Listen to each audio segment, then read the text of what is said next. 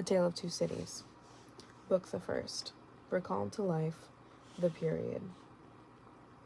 It was the best of times, it was the worst of times. It was the age of wisdom, it was the age of foolishness. It was the epoch of belief, it was the epoch of incredulity. It was the season of light, it was the season of darkness.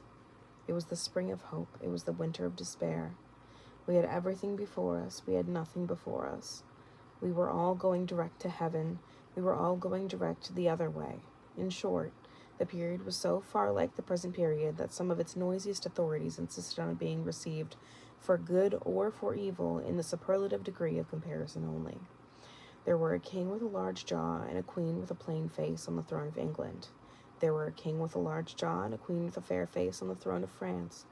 In both countries it was clearer than crystal to the lords of the state, preserves of loaves and fishes, that things in general were settled forever. It was the year of our Lord 1775. Spiritual revelations were conceded to England at that favored period, as at this. Mrs. Southcott had recently attained her 25th blessed birthday, of whom a prophetic private in the Life Guards had heralded the sublime appearance by announcing that arrangements were made for the swallowing up of London and Westminster. Even the Cock Lane ghost had been laid only a round dozen of years after rapping out his messages. As the spirits of this year, very year last past, supernaturally deficient in originality, rapped out theirs. Mere messages in the earthly order of events had lately come to the English crown and people, from a congress of British subjects in America, which, strange to relate, had proved more important to the human race than any communications yet received through any of the chickens of the Cock Lane brood. France, less favored on the whole as to matters spiritual than her sister on the shield and trident, rolled with exceeding smoothness downhill, making paper money and spending it. Under the guidance of her Christian pastor, she entertained herself. Besides, with such humane achievements as sentencing a youth to have his hands cut off, his tongue torn out with pincers, and his body burned alive because he had not kneeled down in the rain to do honor to a dirty procession of monks which passed within his view, at a distance of some 50 or 60 yards, it is likely enough that, rooted in the words of France and Norway, there were growing trees. When that sufferer was put to death, already marked by the woodman, faint to come down, to be sewn into boards, to make certain movable framework with sack and a knife in it. Terrible in history. It is likely enough that in the rough outhouses of some tillers of the heavy lands adjacent to Paris, there were sheltered from the weather that very day brood carts, bespattered with rustic mire, roughed about by pigs and roasted in by poultry, which the farmer, Death, had already set apart to be his tumbrils of the Revolution. But that woodman and that farmer, though they work unceasingly, work silently, and no one heard them as they went about with muffled tread, the rather forasmuch as to entertain any suspicion that they were awake, as to be ascetical and traitorous. In England, there was scarcely an amount of order and protection to justify much national boasting. Daring burglaries by armed men and highway robberies took place in the capital itself every night. Families were publicly cautioned not to go out of town without removing their furniture to upholsterers' warehouses for security. The highwayman in the dark was a city tradesman in the light, and being recognized and challenged by his fellow tradesmen, whom he stopped in his character out of the captain, gallantly shot him through the head and rode away. The mail was waylaid by 7 robbers, and the guard shot 3 dead, and then got shot dead himself by the other 4, in consequence of the failure of his ammunition, which after the mail was robbed in peace, that magnificent postinate, the Lord Mayor of London, was made to stand to deliver it on Turnham Green, by one highwayman who would bespoil the illustrious creature in the sight of all his retinue. Prisoners in London gaols fought the battles with their turnkeys, and the majesty of the law flared blunderesses among them, loaded with the rounds of shot and ball. Thieves sniped off diamond crosses from the necks of the noble lords at court drawing-rooms. Musketeers went into the St. Giles to search for contraband goods, and the mob fired on the musketeers, and the musketeers fired on the mob. and nobody thought any of these occurrences much out of the common way. In the midst of them, the hangman, ever busy and ever worse than useless, was in constant requisition, now stringing up long rows of miscellaneous criminals, now hanging a housebreaker on a Saturday who had been taken on Tuesday, now burning people in the hand at Newsgate by the dozen, and now burning pamphlets at the door of Westminster Hall, today taking the life of an atrocious murderer, tomorrow of a wretched pilferer who had robbed a farmer's boy of a sixpence. All these things, and 1,000 like them, came to pass, and close upon the dear old 1,775, environed by them, while the woodman and the farmer worked unheeded, those two of the large jaws and those two of the other plain and fair in the fair faces, trod with stir enough, and carried their divine rights with a high hand. Thus did the 1,775 conduct their greatnesses, in myriads of small creatures, the creatures of this chronicle among the rest, along the roads that lay before them. 2.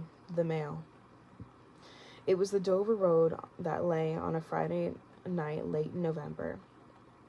Before the first of the persons with whom this history has business, the Dover Road lay, as to him, beyond the Dover Mail.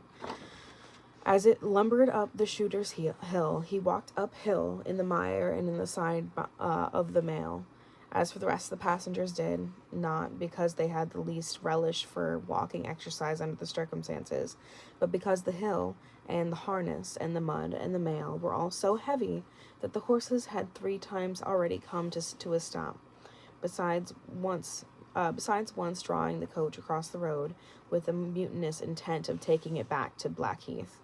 Reins and whip and coachman and guard, however, in combination, had read that article of war which forbade a purpose otherwise strongly in favor of the argument that some brute animals are endued with reason, and the team had capitulated and returned to their duty.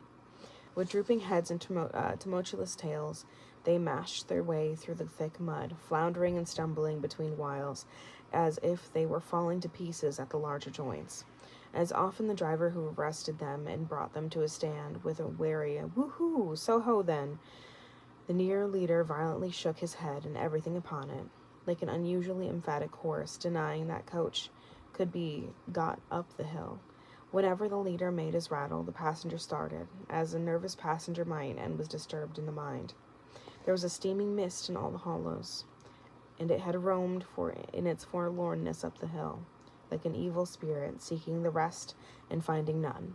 A clammy and intensely cold mist made its slow way through the air in ripples that visibly followed and overspread one another, as the waves of an unwholesome sea might do. It was dense enough to shut out everything from the light of the coach lamps, but these its own workings and a few yards of road, and the reek of the laboring horses steamed into it as if they had made it all. 2 other passengers, besides the one, were plodding up the hill on the side of the Mail. All 3 were wrapped to the cheekbones over the ears and wore jack-boots.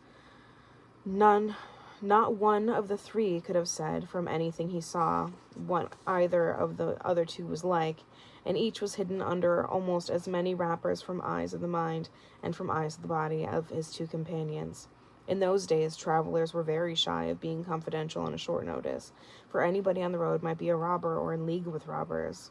As to the latter, when every posting-house and ale-house could produce somebody in the captain's pay, ranging from the landlord to the lowest stable nondescript, it was the likeliest thing upon the cards.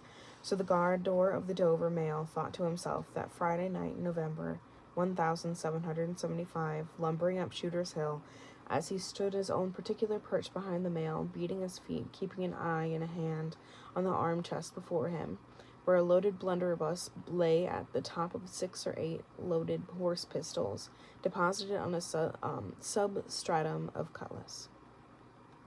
The Dover Mail was in its usual genial position, that the guard suspected the passengers suspected one another, and the guard, they all suspected everybody else, and the coachman was sure of nothing but the horses, as to which the cattle he could clear consciousness have taken his oath on the 2 testaments that they were not fit for the journey. Whoa-ho, said the coachman. So-ho, then. One more pull and you're at the top, and be damned you, for I have had trouble enough to get you to it. Joe. Ha-hola, the guard replied. What o'clock do you make it, Joe? 10 minutes good, past 11. My blood, ejaculated the vexed coachman, and not atop the shooters yet. Tst, yeah, get on with you. The emphatic horse, cut short by the whip in a most decided negative, made a decided scramble for it, and the 3 other horses followed suit. Once more the Dover mail struggled on, with the jackboots of its passengers squashing along by its side. They had stopped when the coach stopped, and when they kept close company with it. If any one of the 3 had the hardihood to propose another to walk on a little ahead into the mist and darkness, he would have put himself in a fair way of getting shot instantly as a highwayman. The last burst carried the mail to the summit of the hill. The horses stopped to breathe again, and the guard got down to skid the wheel for descent, and opened the coach door to let the passengers in. Tst, Joe, cried the coachman in a warning voice, looking down from his box. What do you say, Tom? They both listened. I say a horse at a canter coming up, Joe. I say a horse at a gallop, Tom, returned the guard, leaving in his hold of the door, and mounting nimbly to his place. Gentlemen, in the king's name, all of you.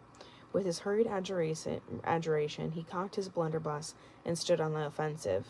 The passenger booked by his history was on the coach step getting in. The other 2 passengers were close behind him and about to follow. He remained on the step, half in the coach and half out of. They remained in the road below him. They all looked from the coachman to the guard, and from the guard to the coachman, and listened.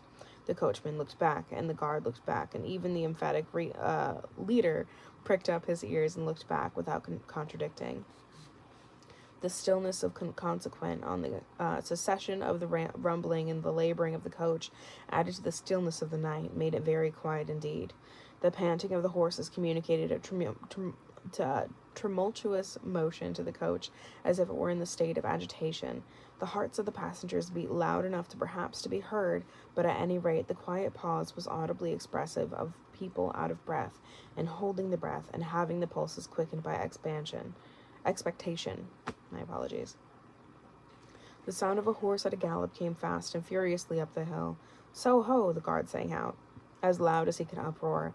Yo, there, stand, I shall fire. The pace was suddenly checked, and with much splashing and floundering, a man's voice called from the mist, Is that the Dover mail? Never you mind what it is, the guard retorted. What are you? Is that the Dover mail? Why do you want to know? I want a passenger, if it is. What passenger? Mr. Jarvis Lorry. Our booked passenger showed in a moment that it was his name. The guard, the coachman, and the 2 other passengers eyed him distrustfully. Keep where you are, the guard called to the voice in the mist, because if I should make a mistake, I should never be set right in your lifetime. Gentleman of the name Lorry, answer straight. What is the matter? Said the passenger. Then, with mildly quavering speech, Who wants me? Is it Jerry? I don't like Jerry's voice if it is Jerry, growled the guard to himself. He's hoarser than suits me, is Jerry. Yes, Mr. Lowry. What is the matter? A dispatch sent after you from over yonder, T and Co. I know this messenger, guard, said Mr. Lowry, getting down into the road, assisted from behind more swiftly than politely by the other 2 passengers, who immediately scrambled into the coach, shut the door, and pulled up the window. He may come close, there is nothing wrong.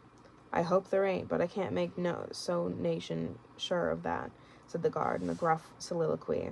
Hello to you. Well, and hello to you, said Jerry more hoarsely than before. Come on at a foot pace. Do you mind me? And if you got holsters to that saddle you're on, don't let me see your hand go nigh 'em, for I'm a devil and at a quick mistake, and when I make it one takes the form of lead, so now let's look at you. Figures of a horse and rider came slowly through the eddying mist, and came to the side of the mail where the passenger stood. The rider stopped, casting up his eyes at the guard, handed the passenger a small folded paper. The rider's horse was blown, and both the horse and rider were covered in mud from the hoofs of the horse to the hat of the man. Guard, said the passenger in a tone of quiet business and confidence. The watchful guard, with his right hand on the stock of his raised blunderbuss, his left at the barrel, and his eye on the horseman, answered curtly, Sir, there is nothing to apprehend. I belong to Tallison's bank. You must know Tellson's Bank in London. I'm going to Paris on business, a crown to drink. May I read this? If so be as you're quick, sir. He opened it in the light of the coach lamp that on the side, and read first to himself and then aloud. Wait at Dover for Mamselle. It's not long, you see, guard. Jerry, they say that my answer was recalled to life. Jerry started in his saddle. That's a blazing strange answer, too, said he, at his hoarsest. Take that message back, and they will know that I have received this as well as if I wrote. Make the best of your way. Good night. With those words, the passenger opened the coach door and got in, not at all assisted by his fellow passengers, who had expeditiously secreted their watches and purses in their boots, and were now making general pretense of being asleep, with no more than definite purpose than to escape the hazard of originating any other kind of action. The coach lumbered on again, with heavier wreaths of mist closing it round as it began the descent.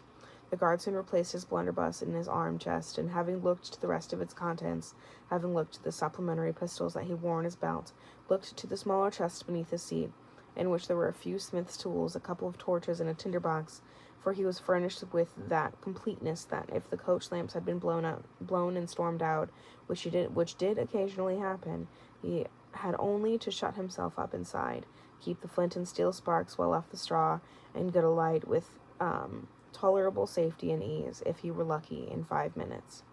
Tom, softly over the coach roof. Hello, Joe. Did you hear the message? I did, Joe. What did you make of it, Tom? Nothing at all, Joe. That's a coincidence, too, the guard mused, for I made the same of it myself. Jerry, left alone in the midst of the darkness, dismounted meanwhile, not only to ease his spent horse, but to wipe the mud from his face and shake the wet out of his hat brim, which might be capable of holding about a half-gallon. After standing with the bridle over his heavy splashed arm until the wheels of the mail were no longer within hearing and the night was quite still again, he turned to walk down the hill.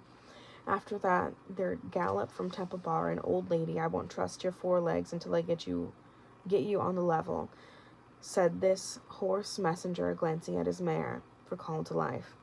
That's a blazing strange message. Much of that wouldn't do for you, Jerry. I say, Jerry, you'd be an amazing, in a blazing bad way if recalling to life was to come into fashion, Jerry. 3. The Night Shadows. A wonderful fact to reflect upon, that every human creature is constituted to be that profound secret and mystery to every other, a solemn consideration when I enter a great city by night, that every one of those darkly clustered houses encloses its own secret, that every room in every one of them encloses its own secret, that every beating in the hundreds and thousands of breasts there is, in some of its imaginings, a secret to the heart nearest it. Something of the awfulness even of death itself is referable to this. No more can I turn the leaves of this dear book that I loved, and vainly hope in time to read it all. No more can I look into the depths of this unfathomable water, wherein, as momentary lights glanced into it, I have had glimpses of buried treasure and other things submerged. It was appointed that the book should shut with a spring, forever and forever, when I had read but a page. It was appointed that the water should be locked in an eternal frost when the light was playing on its surface. And I stood in ignorance on the shore. My friend is dead. My neighbor is dead. My love, the darling of my soul, is dead. And it is the inexorable consolidation and perpetuation of the secret that was always in that individuality, in which I shall carry in mind to my life's end. In any of the burial places of the city through which I pass, is there a sleeper more inscrutable than its busy inhabitants are in their innermost personality to me, or than I am to them? As to this, his natural and not to be alienated inheritance, the messenger on horseback had exactly the same possessions as the king, the first minister of state, or the richest merchant in London. So with the 3 passengers shut up in the narrow compass of one lumbering old mail coach, They were mysteries to one another, as complete as if they had been in his own coach in 6 or his own coach in 60, with the breadth of a county between him and the next. The messenger rode back at an easy trot, stopping pretty often at alehouses by the way to drink, but evincing a tendency to keep his own counsel and to keep his hat cocked over his eyes. He had eyes that assorted very well with that decoration, being a surface of black, with no depths of color or form, and too much near together, as if they were afraid of being found in something, singingly, if they kept too far apart. They had a sinister expression under an old cocked hat like a three-cornered spittoon, and over a great muffler for the chin and throat, which descended nearly to the wearer's knees. When he stopped for drink, he moved his muffler with his left hand, only while he poured his liquor in with his right. As soon as that was done, he muffled again. "Oh, no, Jerry, no," said the messenger, harping on one theme as he rode. "It wouldn't do for you, Jerry. Jerry, you honest tradesman. It wouldn't suit your line of business. Recalled. Bust me if I don't think he'd been a-drinking." His message perplexed his mind to that degree that he was fain several times to take off his hat and scratch his head, except on the crown, which was raggedy bald. He had stiff black hair standing jaggedly all over it, and growing downhill almost to his broad, blunt nose. It was so like Smith's work, so much more like the top of a strongly spiked wall than head of hair, that the best of players at leapfrog might have declined them, as the most dangerous man in the world to go over. While he trotted back with the message, he was to deliver the night watchman in his box at the door of the Tellson Bank by the Temple Bar, who was to deliver it to greater authorities within. The shadows of the night took such shapes to him as arose out of the message, and took such shapes to the mare as arose out of her private topics of uneasiness. They seemed numerous, for she shied at every shadow on the road. What time the mail coach lumbered, jolted, rattled, and bumped upon its tedious way, with its 3 fillowed inscrutables inside, to whom, likewise, the shadows of the night revealed themselves in the forms of their dozing eyes and wandering thoughts suggested. Tellson's Bank had run upon it in the mail. The bank passenger, with an arm drawn through the leathern strap, which did what lay in it to keep him from pounding against the next passenger and driving him into his corner, whenever the coach got a special jolt, nodded in his place with half-shut eyes, the little coach windows and the coach lamp dimly gleaming through them, and the bulky bundle of opposite passenger became the bank, and did great stroke of business. The rattle of the harness was the chink of money, and more drafts were honored in 5 minutes than even Tellison's, with all its foreign and home connection, ever paid in thrice the time. Then the strong rooms underground at Tellison's, with their valuable stores and secrets, were known to the passenger, and it was not little that he knew about them, opened before him, and he went in among them with the great keys and the feebly burning candle, and found them safe and strong and sound and still, just as he had last seen them. But though the bank was almost always with him, and though the coach, in a confused way, like the presence of pain under an opiate, was always with him, there was another current of impression that never ceased to run all through the night. He was on his way to dig someone out of a grave. Now, which of the multitude of faces that showed themselves before him was the true face of the buried person, the shadows of night did not indicate. But they were all faces of a man 45 by years, and they differed principally in the passions they expressed, and in the ghastliness of their worn and wasted state. Pride, contempt, defiance, stubbornness, submission, lamentation succeeded one another. So did the varieties of sunken cheek, cadaverous color, emaciated hands and figures. But the face was in the main one face, and every head was prematurely white. 100 times the dozing passenger inquired of the spectre, "Buried how long?" The answer was always the same, "Almost 18 years." "You had abandoned all hope of being dug out?" "Long ago." "You know that you are recalled to life?" They tell me so. I hope you care to live. I can't stay. Shall I show her to you? Will you come and see her? The answers to this question were various and contradictory. Sometimes the broken reply was, wait, it would kill me if I saw her too soon. Sometimes it was given a tender rain of tears, and then it was, take me to her. Sometimes it was staring and bewilderment, and then it was, I don't know her, I don't understand. After such imaginary discourse, the passenger in his fancy would dig, and now with a spade, now with a great key, now with his hands to dig the wretched creature out. Got to it at last, with earth hanging about his face and hair. He would suddenly fall away to dust. The passenger would then start to himself, and lower the window to get the reality of mist and rain on his cheek. Yet even when his eyes were opened in the mist and rain, on the moving patch of the light from the lamps at the and the hedge at the roadside retreating by jerks, the night shadows outside the coach would fall into the train and of night and shadows within. The real banking house by Temple Bar, the real business of the past day, the real strong rooms, the real express sent after him, and the real message returned would all be there. Out of the midst of them, the ghostly face would rise, and he would accost it again. Buried how long? Almost 18 years. I hope you care to live? I can't stay. Dig, dig, dig, until impatient movement from one of the two passengers would admonish him to pull up the window, draw his arm securely through the leathern strap, and speculate upon the two slumbering forms until his mind lost its hold of them, and they again slid away into the bank in the grave. Buried how long? Almost 18 years. And you had abandoned all hope of being dug out? Long ago.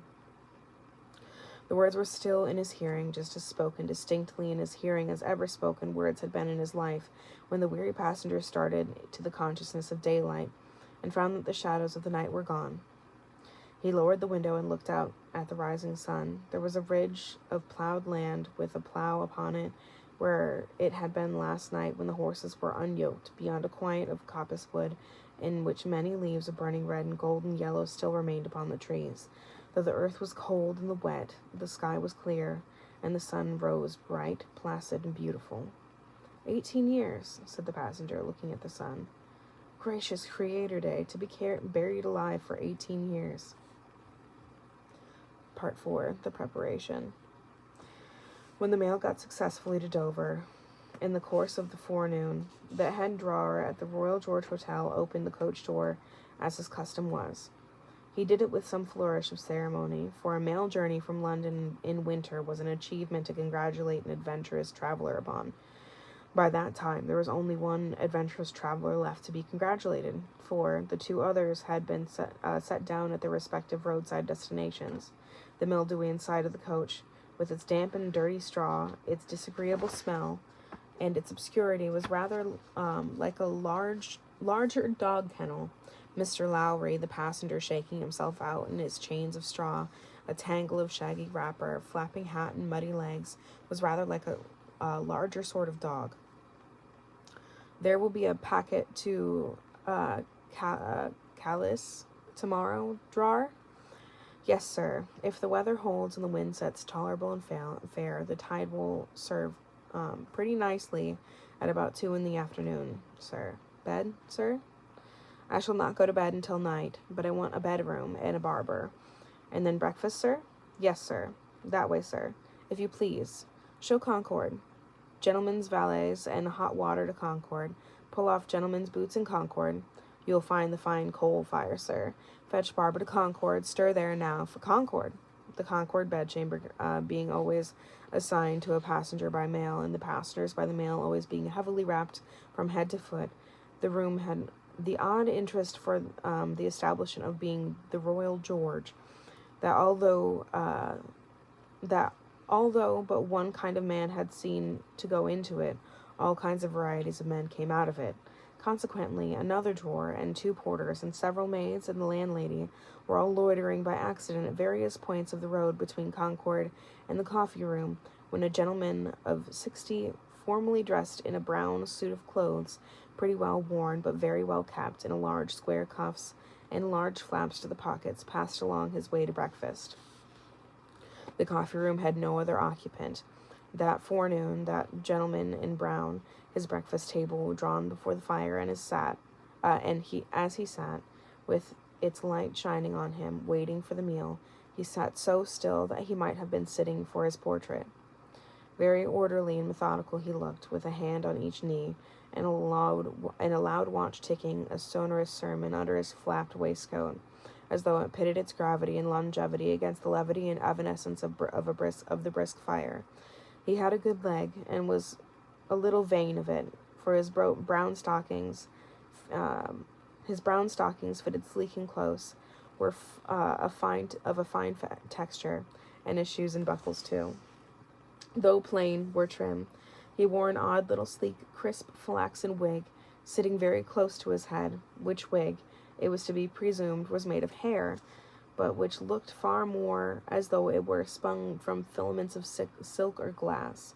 His linen, though not of fineness in accordance with his stockings, was as white as the tops of the waves that broke upon the neighboring beach, or the specks of sail that glinted in the sunlight far at sea. A face habitually suppressed and quieted was still lighted up under the quaint wig by a pair of moist bright eyes that must have cost their owner, in years gone by, some pains to drill to the composed and reserved expression of Tellson's Bank. He had a healthy color in his cheeks, and to his face, though lined, bore few traces of anxiety. But perhaps the confidential bachelor clerks in Tellson's Bank were principally occupied with the cares of other people, and perhaps second-hand cares, like second-hand clothes, came easily off and on. Completing his resemblance to a man who was sitting for his portrait, Mr. Lorry dropped off to sleep. The arrival of his breakfast roused him, and he said to the drawer, as he moved his chair to it, "I wish accommodation prepared for a young lady who may come here at any time today. She may ask for Mr. Jarvis Lowry, or she may ask for a gentleman from Tellson's Bank. Please let me know." "Yes, sir." "Tellson's Bank in London, sir?" "Yes. Yes, sir. We oftentimes have the honour to entertain your gentlemen, and they're travelling backwards and forwards betwixt London and Paris, sir. A vast deal of travelling, sir, in Tellson's and the Company House." "Yes, we are quite a French house as well as an English one." "Yes, sir. Not much in the habit of travelling yourself, I think, sir." "Not of late years. Is it 15 years since I last came from France?" "Indeed, sir?" "That was before my time here, sir. Before our people's time here, sir. The George was in other hands at that time, sir." "I believe so. But I would hold a pretty wager, sir, that a house like Tellson and Company was flourishing a matter of 50, not to speak of 15 years ago. You might treble that and say 150, yet not be far from the truth." "Indeed, sir." Rounding his mouth and both his eyes, he stepped backward from the table. The waiter shifted his napkin from his right arm to his left, dropped into a comfortable attitude, and stood surveying the guest while he ate and drank, as from an observatory or watchtower, according to the immemorial usage of waiters in all ages. When Mr. Lorry had finished his breakfast, he went out for a stroll on the beach. The little narrow, crooked town of Dover hid itself away from the beach, and ran its head to the chalk cliffs like a marine ostrich. The beach was a desert of heaps and sea and stone tumbling wildly about, and the sea did what it liked, and what it liked was destruction. It thundered at the town and thundered at the cliffs and brought the coast down madly. The air among the houses was of so strong a pescatory flavor that one might have supposed sick fish went up and dipped in it, as sick people went down to be dipped in the sea.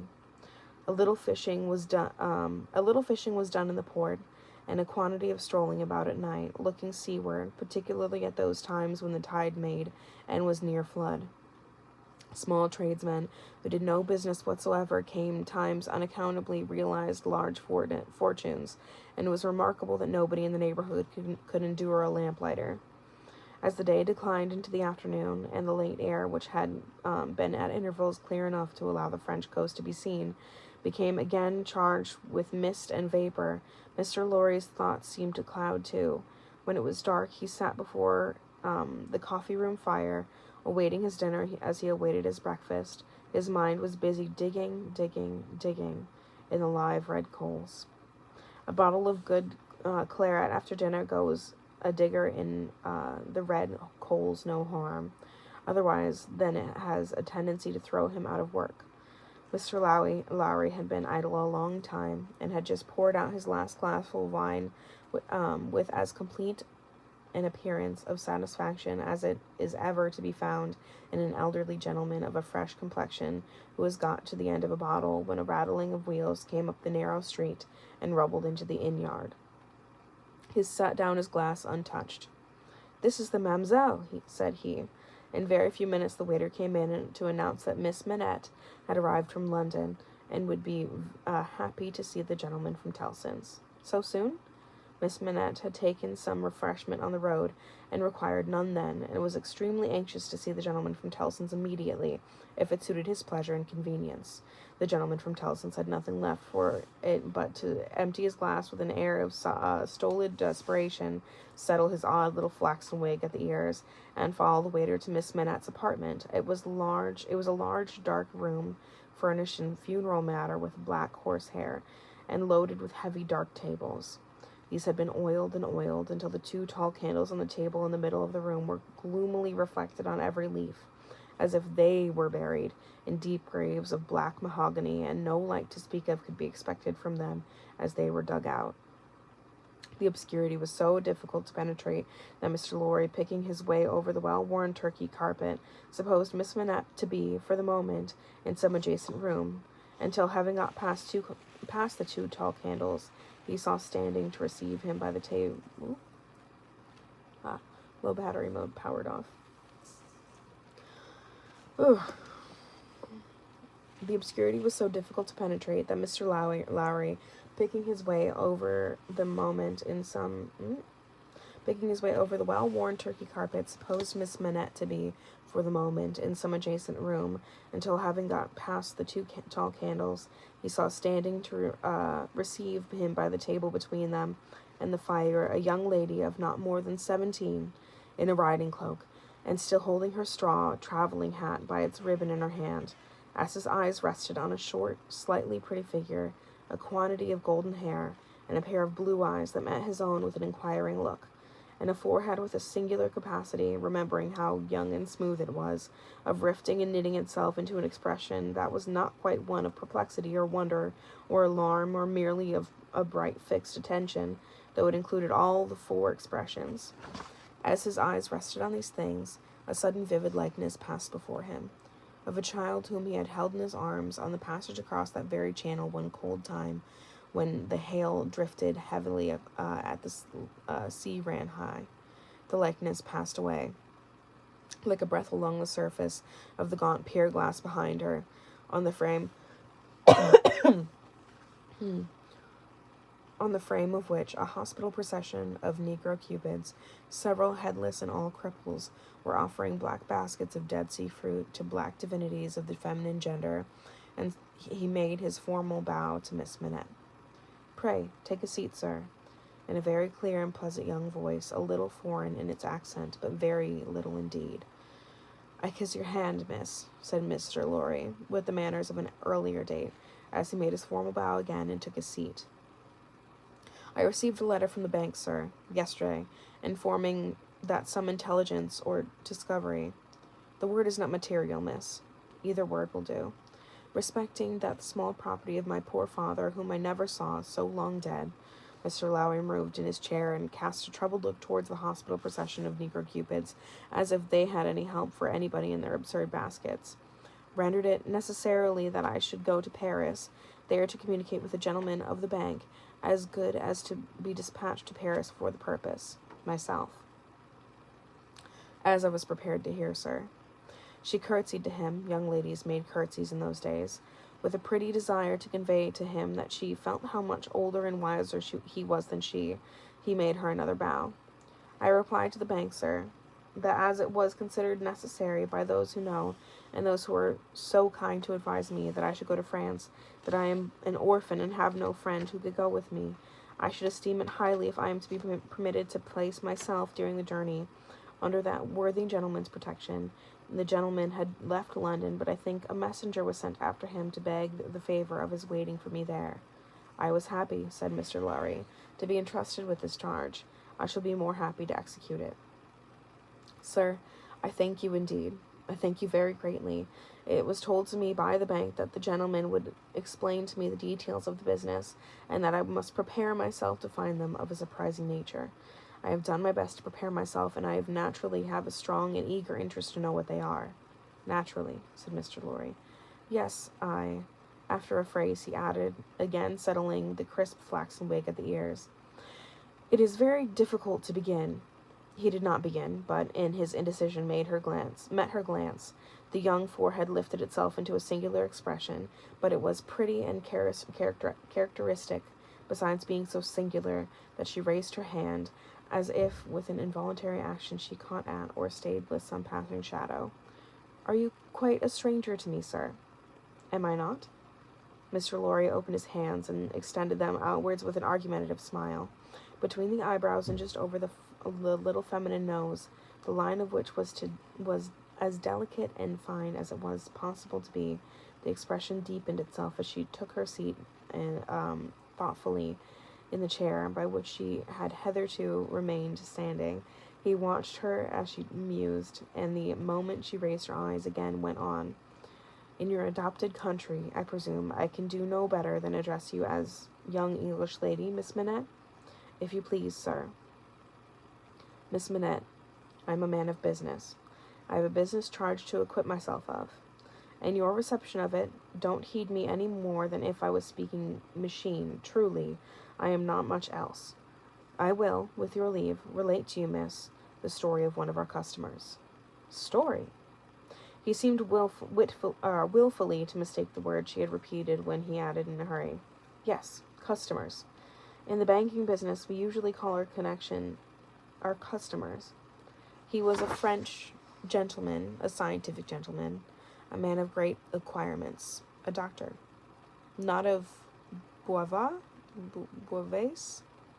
Bouvas?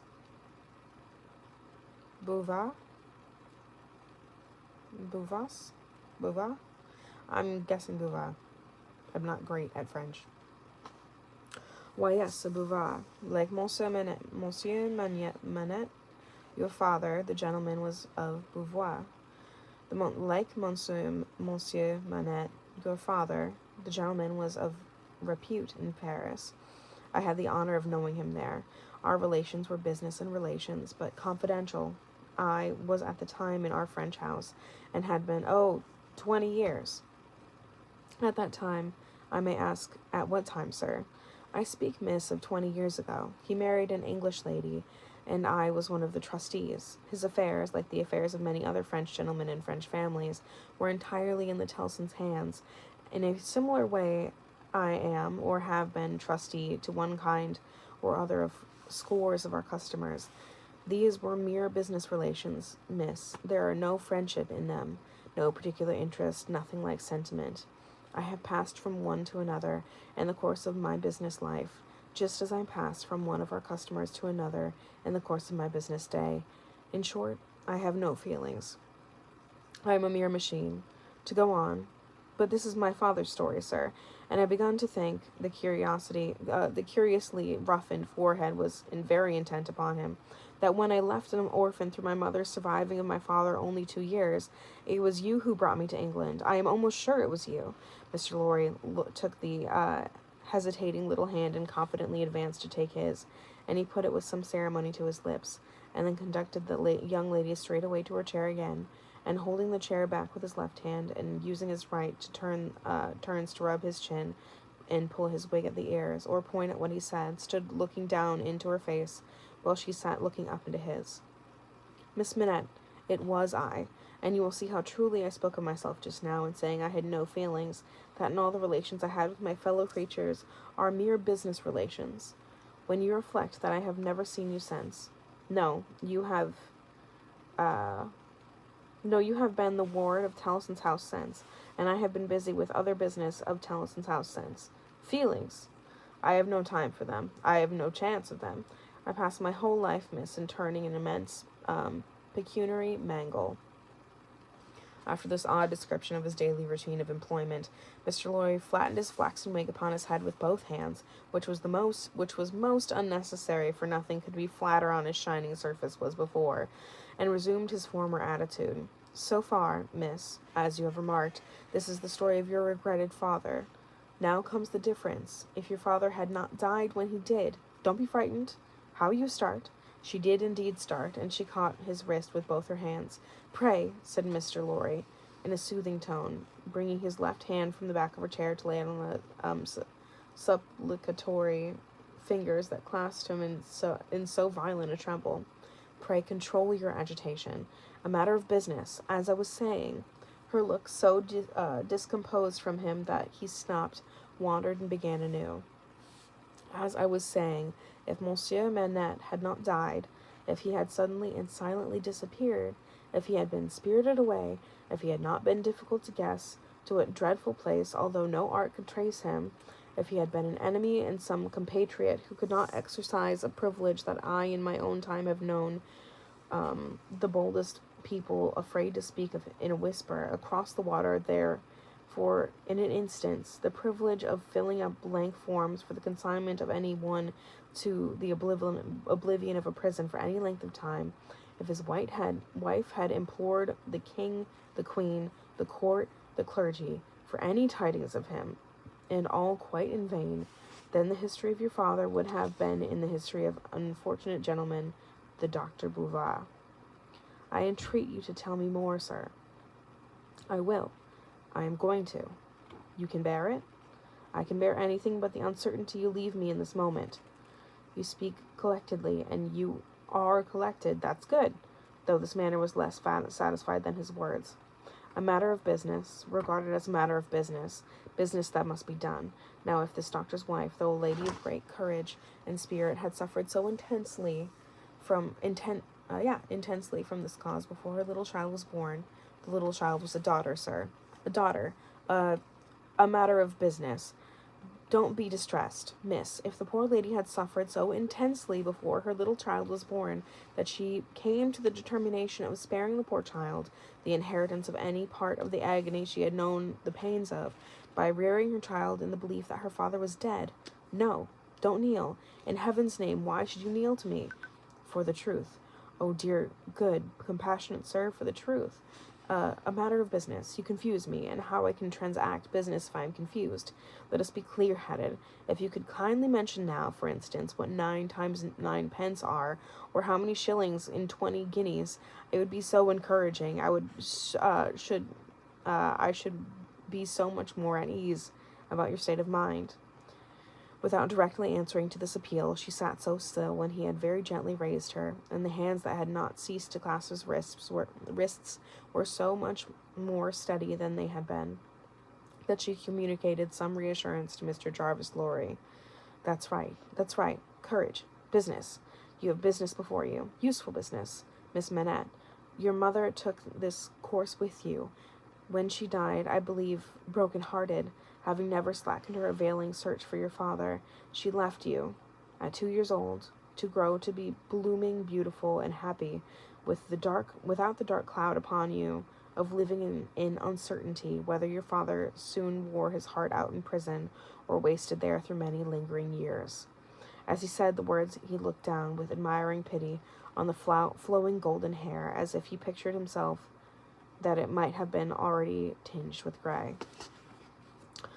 You know that your parents had no great possession, and that what they had was secured to your mother and to you.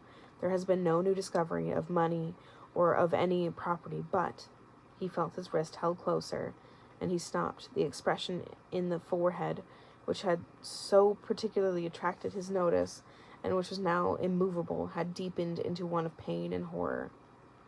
But he has been found. He is alive. He greatly changed.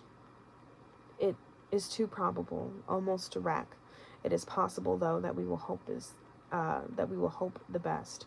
Still alive, your father is taken to the house of an old servant in Paris, and we are going to there. I, to identify him if I can, you to restore him to life, love, duty, rest, comfort.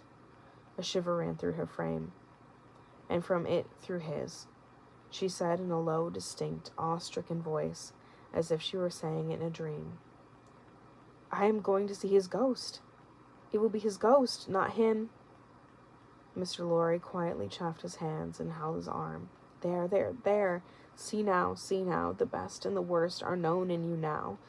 You are well on your way to the poor wronged gentleman, and with fair sea voyage, a fair land journey, you will soon be at his dear side. She repeated in the same tone, sunk into a whisper, I have been free, I have been happy, yet his ghost has never haunted me. Only one thing more, said Mr. Lorry, laying stress upon it as wholesome means of enforcing her attention. He has been found under another name, his own, long forgotten or long concealed. It would be worse than useless now to inquire which worse than useless to seek to know whether he has been for years overlooked or always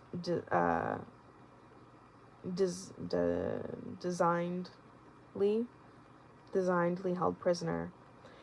It would be worse than useless now to make any inquiries, because it would be dangerous. Better not to mention the subject anywhere or in any way, and to remove him, for a while at all events, out of France. Even I, safe as an Englishman, even Tellson's, important as they are to French credit, avoid all naming of the matter. I carry about me not a scrap of writing openly referring to it. This is a secret service altogether. My credentials, entries, and memoranda are all comprehended in one line, recalled to life, which may seem anything. But what is the matter?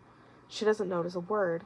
Miss Manette, perfectly still and silent, not even fallen back in her chair, she sat under his hand, utterly insensible, with her eyes open and fixed upon him, and with that last expression, looking as if it were carved or branded in her forehead, so close was her hold upon his arm, and he feared to detach himself lest he should hurt her.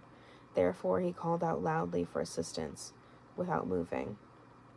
A wild-looking woman, whom even in his agitation Mr. Lorry observed to be all of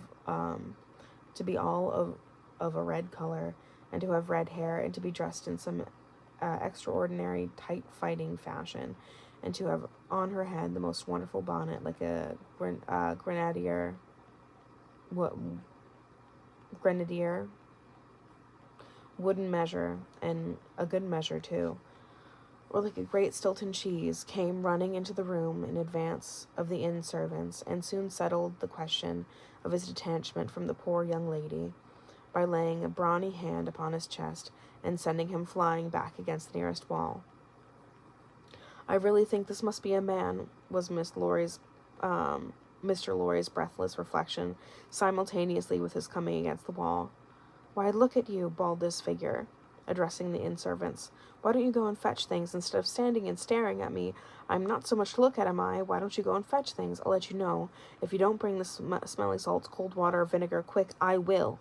There was an immediate dispersal of these restoratives, and she softly laid the patient on a sofa, and tended to her with great skill and gentleness, calling her my precious, and my bird, and spreading her golden hair aside over her shoulders with great pride and care. And you, in brown, she said, indignantly turning to Mr. Lorry, couldn't you tell her what you had to tell her without frightening her to death? Look at her, with a pretty pale face and her cold hands. Do you call that being a banker?